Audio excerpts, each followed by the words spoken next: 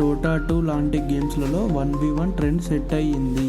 కానీ ఒక unique concept, ఒక different kind of gaming experience కోసం ఒక Korean studio Blue Hole company ready అయ్యింది. బ్రెండన్ గ్రీన్ ఇప్పుడు లెజెండరీ గేమ్ డిజైనర్, ఆ టైంలో ఒక photo journalist. War zones, conflict జోన్స్లలో ఫోటోగ్రఫీ చేస్తూ మనిషి lifestyle, survival and human conditions గురించి అబ్జర్వ్ చేశాడు. ఆ ఎక్స్పీరియన్స్లు, ఆ అబ్జర్వేషన్లన్నీ గేమ్స్లలో ఇంప్లిమెంట్ చేయడం స్టార్ట్ చేశాడు. 2001లో ఆర్మా 2 మోడ్ డైజ్ను క్రియేట్ చేశారు. ఇది ఒక ఓపెన్ సర్వైవల్ గేమ్.